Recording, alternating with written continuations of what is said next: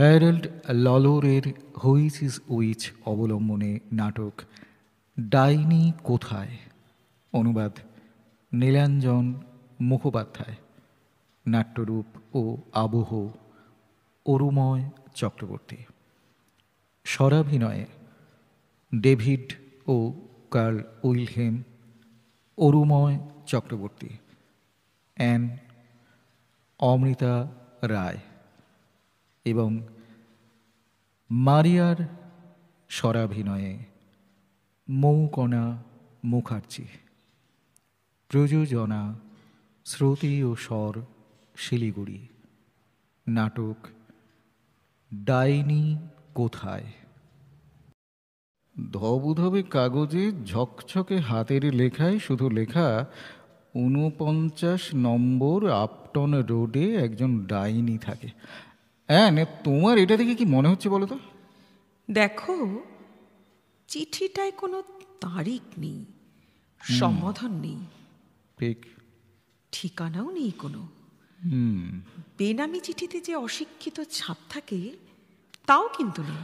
দেখো, আমার মনে হয় ডাইনিটা নিশ্চয়ই কোনো বেচারি বুড়ি, যার নিশ্চয়ই কোনো হিংসুটে প্রতিবেশী আছে।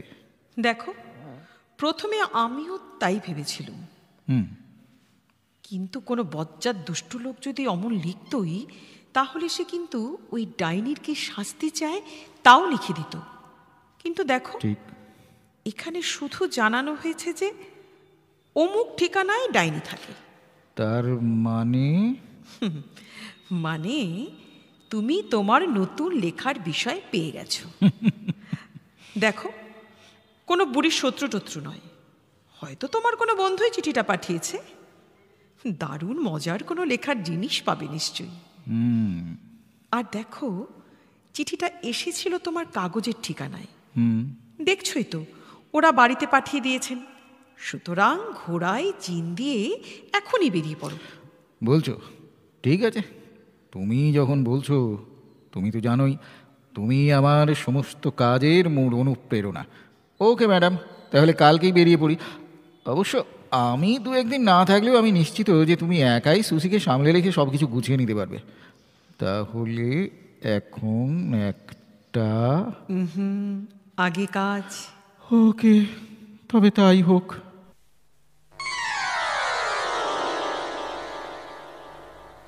আমার অফিসের নতুন ছেলেটা খবরটা ঠিকই দিয়েছে। শহরের প্রান্তের এই বালিয়াড়িটা পেরিয়ে ওই পাহাড়টারই নাম ফাঁসি পাহাড়, ওদিকেই আপটন রোড। নতুন কোনো লোক যদি শুনে ওখানে ওদের মধ্যে এক ডাইনির বাস, ব্যাপারটা ভাবতেই বেশ মজা লাগছে। না, আরও অনেকটা হাঁটতে হবে। দেখি কোনো গাড়ি টাড়ি যদি আসে।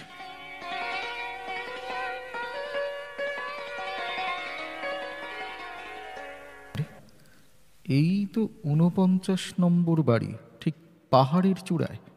বাবা, বাড়িটা দারুণ তো, অতি আধুনিক স্থাপত্যের নিদর্শন বাড়িটা সারা গায়ে। বাহ বাবা, চারদিকে ঝকঝকে রঙিন কাচ, কার্নিশগুলো অদ্ভুত ছুঁচলোভাবে বেঁকে ওপরে উঠেছে। ডাইনিরা এমন জমজমাটভাবে থাকে নাকি? যাক, এসে যখন পড়েছি তখন সবটা দেখতে হবে। বাহ, স্টেনলেস স্টিলের চাঁদোয়া, তার নিচে দিয়ে এগিয়ে ওই তো কলিং বেলটা। যাক, যা হবে হোক, বেলটা টেপাই যাক।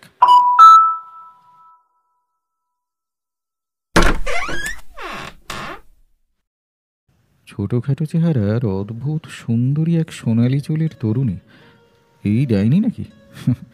পৃথিবীতে তাহলে তো শত শত এমন ডাইনি রয়েছে, পঞ্চস্বরের বান মেরে পুরুষদের যারা ঘায়েল করে।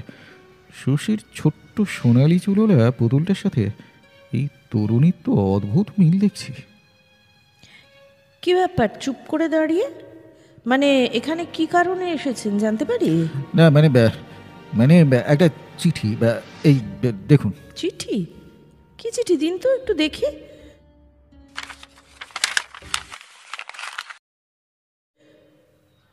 ও আচ্ছা, ভেতরে আসুন। বাপরে, বসার ঘরটা কি বিশাল! বাড়ির বাইরেটার মতোই জমকালো, সবুজ হলুদ বাদামি, দেয়ালে কত রকম রং, দুদিকে দেয়ালে বিশাল পর্দা, নেভানো ফায়ার প্লেসের সামনে টবের ওই বিশাল সবুজ চামচের মতো পাতাওয়ালা গাছটার দিকে তাকালে গাটা কেমন ছমছম করে ওঠে। আচ্ছা, বলতে পারেন কে এমন লিখতে পারে? কেনই বা লিখলো? হয়তো এমন কেউ যে আমাকে পছন্দ করে না। হ্যাঁ, ওই সোফাটায় বসুন। যাই হোক, এতে অবাক হওয়ার কি আছে? দেখুন, ডাইনিদের তো কেউ পছন্দ করে না, উপকার পেলেও না। তার মানে আপনি ডাইনি? নিশ্চয়ই। দেখুন, আমি হচ্ছি সপ্তম কন্যার সপ্তম কন্যা। জানেন নিশ্চয়ই, সপ্তম সন্তানের সপ্তম সন্তান কিছু অতিরিক্ত ক্ষমতা নিয়েই জন্মায়। তার উপরে সে যদি তার সাধনার মধ্যে দিয়েই সেই ক্ষমতাকে আরো বাড়িয়ে তোলে, তাহলে তার মানে আপনি, ওরে বাবা, তার মানে আপনি ইচ্ছে করলেই আমার মুন্ডু গজাং করে। আমার নাম মারিয়া লোয়েস। ফালতু তামাশা আমি কখনো পছন্দ করি না, কিন্তু বুদ্ধিমান লোকগুলো অজানা বিষয় নিয়ে হাসি তামাশা করে কেন বলুন তো? তার মানে ঠিক কি বলতে চাইছেন? দেখুন, কলম্বাসকে নিয়ে লোকে হাসাহাসি করেছে। এমনকি এক সময় যখন কেউ কেউ বলল পৃথিবীটা গোল, তখনও লোকজন উপহাস করেছে। এই তো কিছুকাল আগেও যখন বিজ্ঞানভিত্তিক গল্পে অ্যাটম বোমার ভয়ঙ্কর ক্ষমতার কথা লেখা হচ্ছিল, লোকে গাল গল্প বলে উড়িয়ে দিত। কিন্তু পৃথিবী তো সত্যি গোল, আর পারমাণবিক ধ্বংস তো দেখলো সবাই। মানে আপনি বলতে চাইছেন ডাইনিরাও একেবারে নতুন, অনাবিষ্কৃত কিছু? তাই নয়, যারা আমাদের কথা বিশ্বাস করে না তাদের কাছে তো আমরা পরমাণু বিজ্ঞানের নতুনতম আবিষ্কারের মতনই নতুন। কি অদ্ভুত কথা, এমনও তো কখনো শুনিনি। মানে আপনার পরিচয়টা তো এখনো পেলাম না। শুরুতেই অবশ্য জিজ্ঞাসা করা উচিত ছিল। মানে আমি খবরের কাগজে চাকরি করি, দি ডেইলি নিউজ কাগজে। আমার নাম ডেভিড। এবার চিঠি পাওয়ার রহস্যটা বুঝতে পারছি, আর এও বুঝতে পারছি যে নিজেকে গুটিয়ে না রেখে এবার আমার সত্যিকারের প্রচারের আলোয় আসা উচিত। আপনি আমার লেখা টেখা পড়েছেন? বেশ কয়েকটা। দেখুন, তাহলে তো আমার লেখার মূল শুরুটা নিশ্চয়ই জানেন। সেটা শ্লেষের, বৈজ্ঞানিক বিশ্লেষণের। কাজেই ডাইনি বিদ্যায় আমি বিশ্বাসী এমন নিশ্চয়ই আশা করেন না? নিশ্চয়ই না। বাহ, ভদ্রমহিলার দেখছি হাসলে গালে টোল পড়ে, আর তখন আরো বেশি রকম শশীর পুতুলটার মতন দেখায়। কি ভাবছেন? তবে আগামী দিনে নিশ্চয়ই এক সময় আমার কিছু কিছু ক্ষমতা সত্যিই আপনাকে দেখাতে পারবো। আমিও সেই আশাতেই থাকলাম। চলি।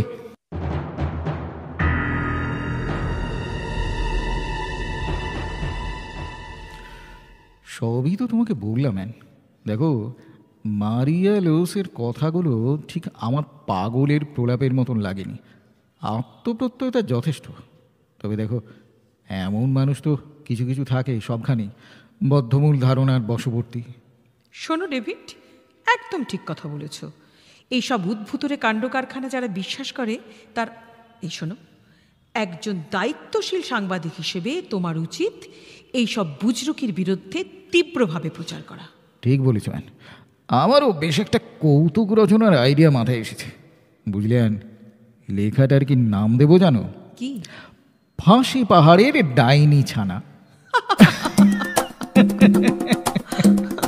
চমৎকার।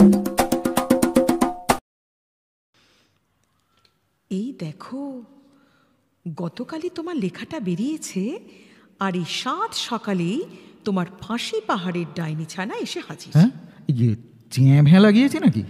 ফুলের মালা টালা নিয়ে আসেনি, তা তো দেখাই যাচ্ছে। চলো যাই। ভাবছি এতটা ঠাট্টা করতে চাইনি, এইসব বলে টলে একটু মিষ্টি কথায় ভুলিয়ে দেব। বাপরে, কুচকুচে কালো পোশাক, টকটকে লাল নীল পালিশে ধরা আমার লেখার কাটিং। গেল গেল, একে যে কিভাবে ভোলানো যাবে, ব্যাপারটা বেশ জটিল হয়ে উঠলো দেখছি। কি ভাবছেন? দেখুন, মিষ্টি কথায় আমাকে ভুলিয়ে কিছু লাভ নেই। এই লেখাতে শুধু আমাকে নয়, সমগ্র ডাকিনী বিদ্যাকে আপনি হেয় করেছেন। আমি তো ব্যক্তিগতভাবে আপনাকে ক্ষমা করতে পারি না। অদ্ভুত ভাবলেশীন অবয়ব মেয়েটার, তবু ওর চোখের দিকে তাকালে কেমন একটা অদ্ভুত অনুভূতি আমার মেরুদণ্ড বেয়ে সারা শরীরে ছড়িয়ে পড়ছে। না দেখুন, মানে আসলে আমি চাই আপনি এ লেখাটার প্রতিটি যুক্তি খণ্ডন করে ডাকিনী বিদ্যায় আপনার বিশ্বাস জানিয়ে তা নিয়ে কালই একটা লেখা ছাপতে দিন। অসম্ভব, এ হতেই পারে না। সবাই যে হাসাহাসি করবে। আমাদের কাগজে ওসব হয় সেটা না। আপনার সমস্যা, জট আপনি পাকিয়েছেন, কাজেই আপনাকেই খুলতে হবে। আরে না না, সেটা কিছুতেই সম্ভব নয়। তাহলে আপনি তাহলে আপত্তি করছেন? নিশ্চয়ই। আপনি কি ভেবেছেন আপনি বললেই উনি লিখে দেবেন? আর উনি চাইলেও আমি ওনাকে অমন লেখা কিছুতেই লিখতে দিতাম না। ডাইনি, দূর দূর, ওসব ডাইনি ফাইনি সব বুজরুকি, যত সব ঘোড়ার ডিমের কারবার। মেয়েটা পার্সটা খুলে কি বের করছে? একতাল মাটি না মনের মতো। দেখুন, ব্যাপারটা খুব দুঃখজনক। আমার অনুরোধটা কিন্তু অযৌক্তিক ছিল না, কিন্তু আপনি আপত্তি করলেন। আপনি নিশ্চয়ই আমার মূর্তি বানিয়ে তাতে পিন ফোটাতে চাইছেন না? আপনার ব্যবস্থা অন্যরকম। আচ্ছা, আপনি বউকে খুব ভালোবাসেন নিশ্চয়ই। আর ওই ছোট্ট মেয়ে শশী তো আমার জীবন জুড়ে রয়েছে। ওরাই তো আমার বেঁচে থাকার কারণ। কিন্তু সেটা কি বলার মতো কথা? আরে ব্যস্ত দুটো হাতে খুব দ্রুত একটা মূর্তি বানিয়ে ফেলল। আরে এটা তো অ্যানিরই প্রতিমূর্তি মনে হচ্ছে। ওটা ওটা পার্সে ঢুকে নিল। দেখুন, এ সবই এড়ানো যেত। যাই হোক, আপনার এই সুন্দর স্ত্রী কিছুক্ষণ বাদে অসুস্থ বোধ করতে থাকবেন। প্রথমে পায়ের পাতায়, তারপরে হাঁটুতে, তারপরে ক্রমশ উপরে।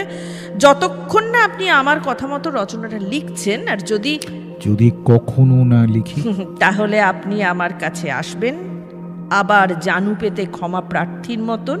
আপনি জানতো, কেটে পড়ুন তাড়াতাড়ি এখান থেকে। যত সব বুজরুকি আর ফাওতাবাজি। আর আর কখনো এখানে আসবেন না। ঠিক আছে, যাচ্ছি। এই অপমান আমার মনে থাকবে। চলি।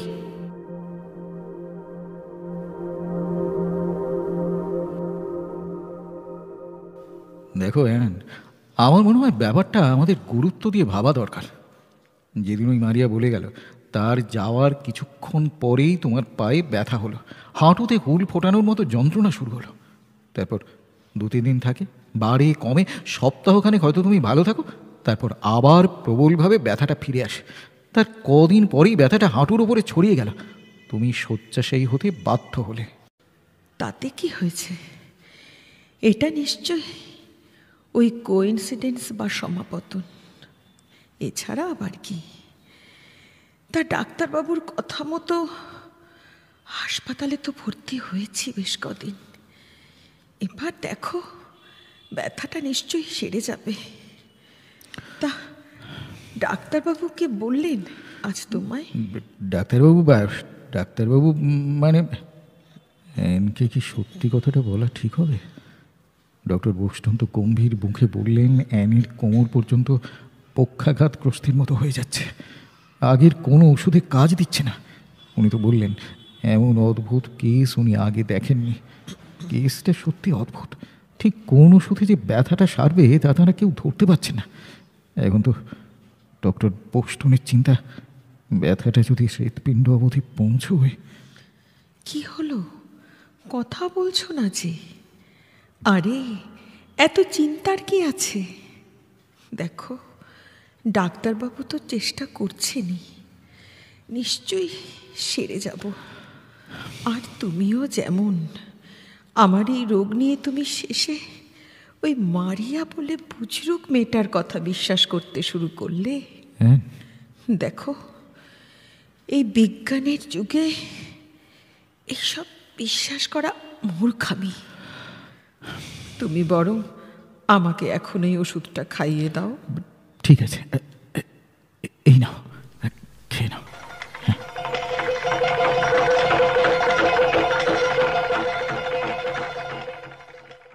সিদ্ধান্ত আমাকেই নিতে হবে।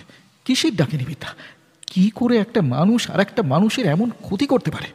না, সেদিন মারিয়া যখন আমাকে ভয় দেখালো তাতে আমার কৌতূহল ছিল, কিন্তু আজ যখন অ্যানের প্রাণ নিয়ে টানাটানি, তখন নিশ্চেষ্ট হয়ে বসে থাকলে তো চলবে না। অ্যান যাই বলুক, আমি কালই যাব মারিয়ার কাছে।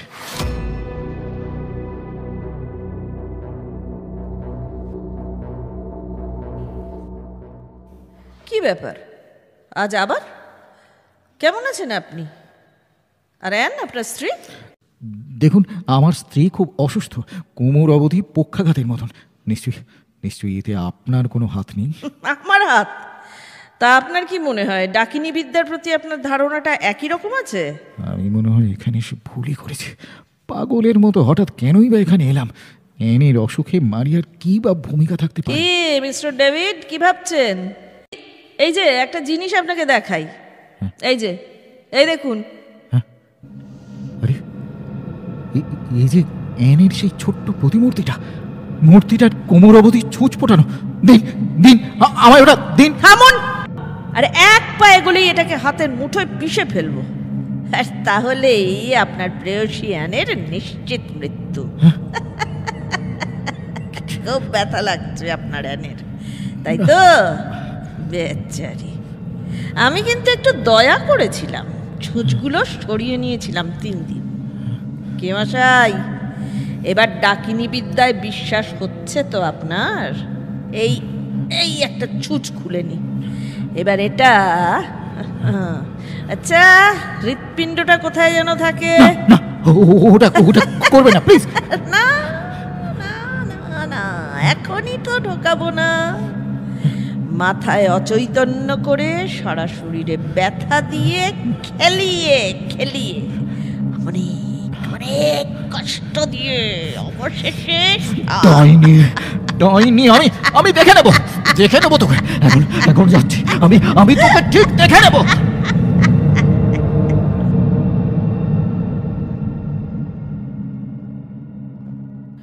কি বলছো তুমি ডেভিড?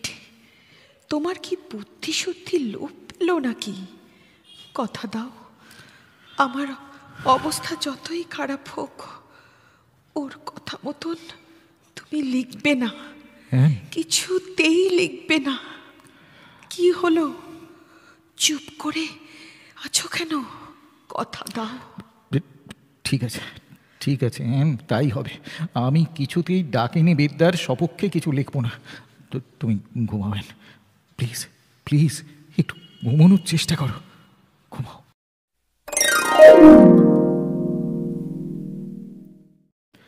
কি করবো এখন আমি? ওর এই তীব্র যন্ত্রণা আমি সহ্য করবো কি করে? কালকেই তো কথা দিলাম, কিন্তু তারপর থেকেই তো যন্ত্রণাটা বেড়ে চললো। মাঝে মাঝে তো অচৈতন্যও হয়ে পড়ছে। না, তোমার এত কষ্ট আমি দেখতে পাচ্ছি না। তোমাকে দেওয়া কথা আমি রাখতে পারলাম না। এক্ষুনি আমাকে যেতে হবে, এক্ষুনি যেতে হবে ওই ডাইনিটার বাড়িতে।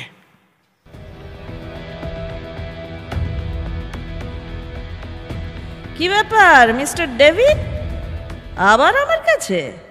তা আপনার স্ত্রী এখন সুস্থ তো? ওই পুতুলটা কোথায়? ওটা এক্ষুনি আমার চাই। বলো কোথায় রেখেছো ওটা? এক্ষুনি ওটা দাও, নইলে এই সব আমি ফেলে দেবো, সব লন্ডভন্ড করে দেবো, এই সব ফেলে দেবো। আরে মশাই, এত অধৈর্য কেন? গায়ের জোর দেখাচ্ছেন, অনেক হয়েছে, এবার থামুন। দেখুন, যাই করুন আপনার বউ কিন্তু অচৈতন্যই থাকবে, জীবন মৃত। তাই চান? দেখুন, বেচারি এত কষ্ট পাচ্ছে স্রেফ আপনার জেদের জন্য, তুমির জন্য। ও ভালো কথা, আপনার একটা মেয়ে আছে না, সুসি, যার নাম?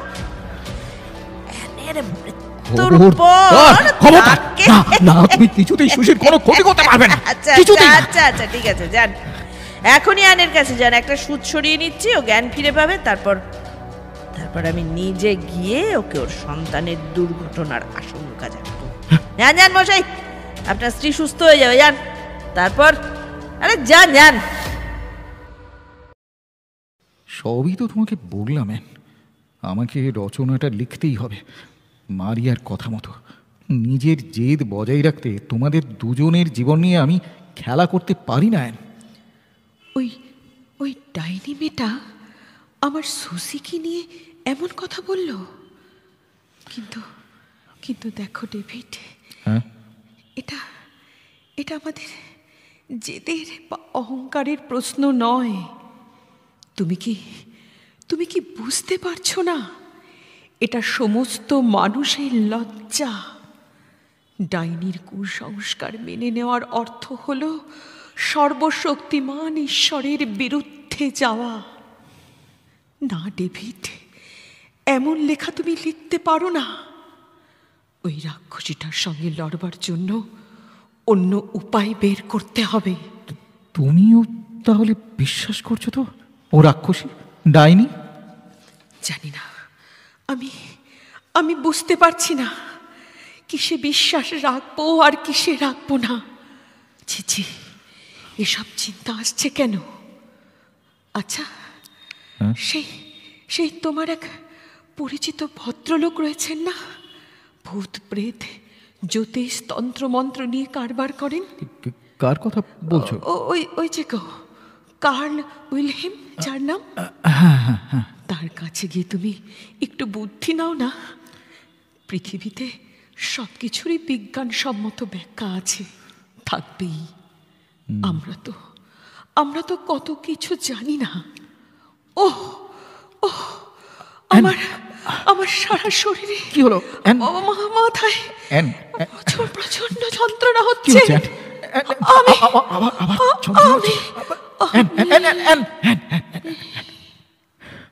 আমি কি যে করি, যন্ত্রণা জ্ঞান হারালো।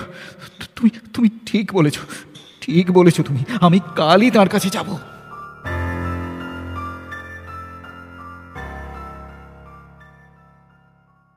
হ্যাঁ মশাই, আপনার সব কথা শুনলাম। এবার বলুন তো স্যার, আপনি কি বিশ্বাস করেন মেয়েটা সত্যি ডাইনি? দেখুন, শুনেছেন বোধ হয়, আমি আফ্রিকায় ছিলাম বহুদিন। সেখানকার আদিবাসীদের জীবন নিয়ে 3টে বই লিখেছি।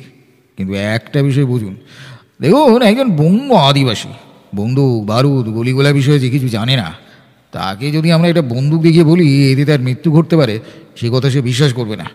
কিন্তু যদি সত্যি কিছু করে দেখাই, সে ভাববে সেটা ম্যাজিক, এমনকি ডাকিনী বিদ্যাও ভাবতে পারে। আরে আমাদের কাছে যেটা ডাকিনী বিদ্যার কাজ মনে হয়, সেইটা বলতে পারেন অভিভাবক। একজন আপনার মধ্যে কিছু চিন্তা ঢুকিয়ে দিল, তারপর সে চিন্তা আপনার ভেতরে ভেতরে কাজ করে চলল। কীভাবে হচ্ছে ভাববেন তো? দেখুন, এখানে এই ডাইনি কিন্তু সব সময় প্রত্যক্ষ বা অপ্রত্যক্ষভাবে তার শিকারকে ভয় দেখিয়ে যাচ্ছে, সব সময় জানিয়ে দিচ্ছে সে কি করতে চলেছে। আপনিও পরোক্ষে ডাইনির হাতে খেলছেন, কেননা প্রতিবারই আপনি বউকে গিয়ে বলছেন যে সে এবার কিভাবে তাকে অসুস্থ করতে চলেছে। ব্যাস, ওই শোনার পরই মন তার কাজ করে চলে নিজের নিয়মে। কিন্তু স্যার, রোগী নিজে ডাইনি বিদ্যায় আদৌ বিশ্বাস করে না। সেই বিশ্বাস তো সচেতন মনে, তারপর আছে অবচেতন, তার উপরে নির্জ্ঞান মন। আমরা কেউ কি খবর রাখি মনের গভীর গহনে কি আছে? প্রাপ্তবয়স্ক আমরা নিজেদের যতই বুদ্ধিমান ভাবি না কেন, সুদূর শৈশবের কোনো ভয়ের বীজ, রূপকথার কোনো গল্প, এইসব কত কি যে মনের মধ্যে ডুবে থাকে জানেন? মানে আপনি বলছেন ডাইনিরা জেনে শুনে সেই অবচেতন ভয়কে খেলায় ডাকিনী বিদ্যা বলে? না, তা নয়। এই মেয়েরা আসলে গভীরভাবে বিশ্বাস করে তাদের অলৌকিক ক্ষমতা আছে। সেটা একরকম স্ব-অভিভাবন, নিজেই নিজেকে জোর দিয়ে বোঝানো। যেমন ধরুন, কেউ ভাবে আমি 7ম সন্তানের 7ম সন্তান। কি বুঝলেন তো ব্যাপারটা?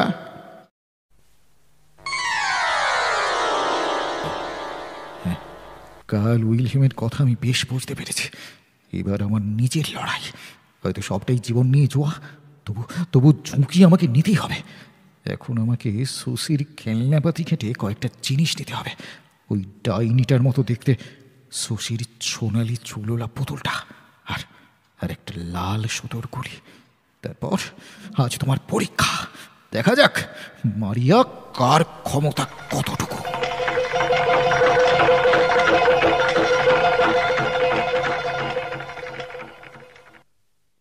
কি মশাই, আরে আপনাকে এত রাগি রাগি দেখাচ্ছে কেন বলুন তো?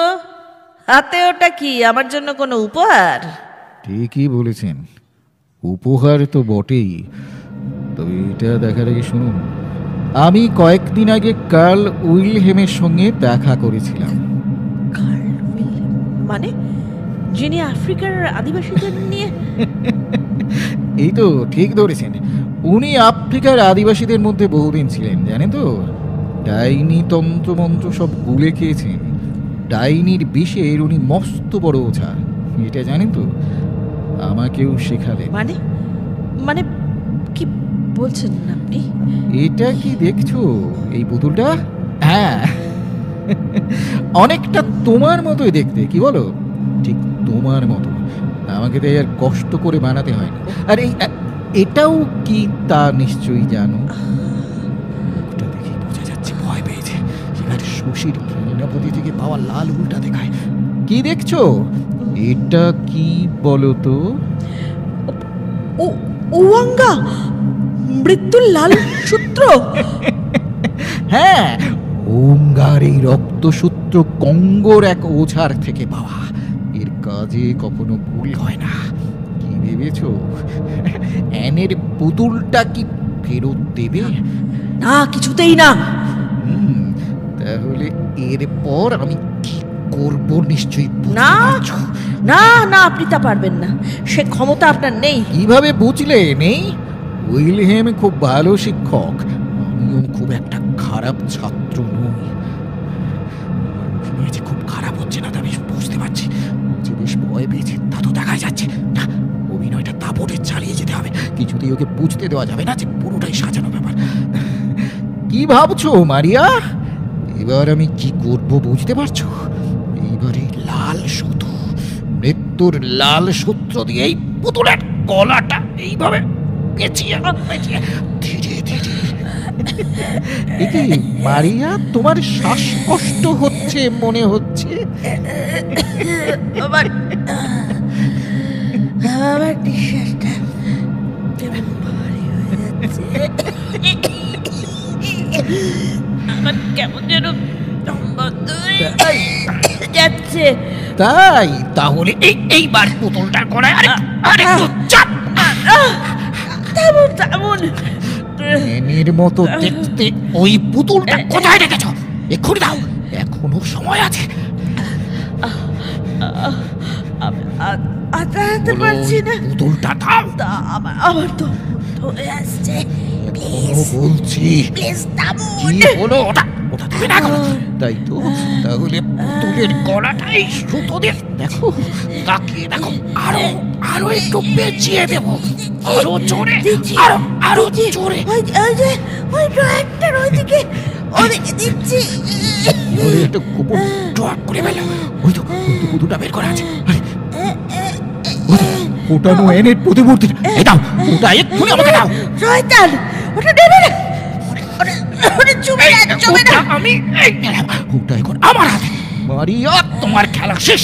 এক্ষুনি আমাকে এনের এই পুতুলটা শরীর থেকে সব কটা চোখ খুলে ফেলতে হবে। তাহলে আমার এন সুস্থ হয়ে উঠবে। এক্ষুনি এক্ষুনি এগুলো এগুলো।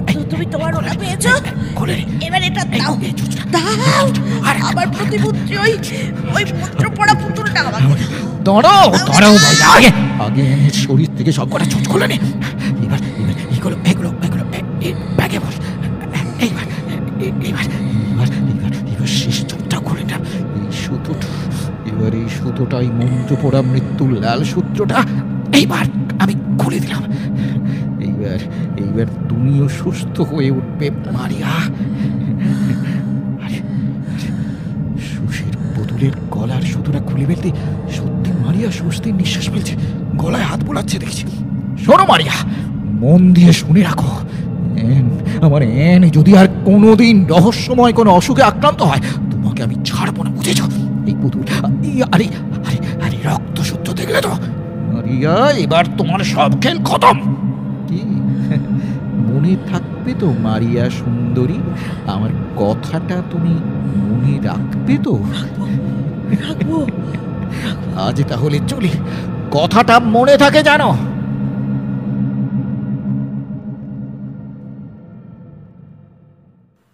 এনের জ্ঞানটা ফিরেছে বটে, কিন্তু এখনো হাঁটতে পারছে না। এবার আমাকে বিপরীত অভিভাবন ক্রিয়া প্রয়োগ করতে হবে। ওর অবচেতন তো এখনো আতঙ্কটা ছেড়ে ফেলতে পারছে না। ওকে বরং সব ঘটনাটা বলি। অ্যান, শোনো অ্যান। হ্যাঁ, এই দেখো অ্যান, এই তোমার প্রতিমূর্তি, সেই পুতুলটা। আর এই ছুঁচগুলো, যেগুলো এই পুতুলটায় বেঁধেছিল, দেখলে মারিয়া লোসের ম্যাজিক চিরতরে শেষ। তোমার মনে আর বিন্দুমাত্র গ্লানি নেই, তোমার পক্ষাঘাত হয়নি, কখনো হয়নি। ওঠো, চলো, ঠিক হাঁটতে পারবে। চলো অ্যান, বাড়ি যাবে না? হ্যাঁ, যাবো, অবশ্যই যাবো ডেভিড। তোমার হাত, এই যে ধরো, হাতটা একটু দাও, ধরো। এবার একটু ধরো। এই তো, ধরো ধরো। ওঠো। এই তো, এই তো, এই তো, তুমি পেরেছো অ্যান। এইবার হাঁটো। এই তো, এই তো, তুমি হাঁটতে পারছো। এইবার তুমি পুরোপুরি সুস্থ হয়ে উঠবে। এইবার তুমি পুরোপুরি সুস্থ হয়ে উঠবে।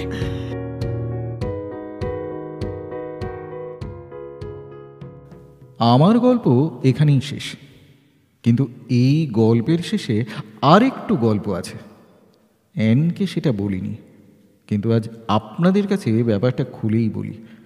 সেবার ছুটিতে যখন সুশি আর অ্যানকে নিয়ে ঠাকুমার মামার বাড়িতে বেড়াতে গেলাম, একদিন এক বিকেলে কোনো কাজকর্ম নেই বলে ঘাঁটছিলাম পুরনো দলিল, দস্তাবেজ, পারিবারিক বৃত্তান্ত, মানে জন্ম, মৃত্যু, বিবাহ, এইসব।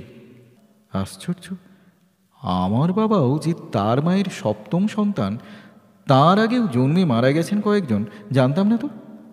সপ্তম সন্তান তো আমিও। কি দাঁড়াচ্ছে তবে? সপ্তম সন্তানের সপ্তম সন্তান আমি জানি না কি বিশ্বাস করব আর কি করব না। আপনারা জানেন, সেই দিন মারিয়ার কি সত্যি দম বন্ধ হয়ে আসছিল? সুশির ওই পুতুলটা আর লাল উলের সুতোটা কি আমার অলৌকিক কোনো ক্ষমতায় সত্যি মন্ত্রপুত হয়ে উঠেছিল? না, আমি কিচ্ছু জানি না। আপনারা?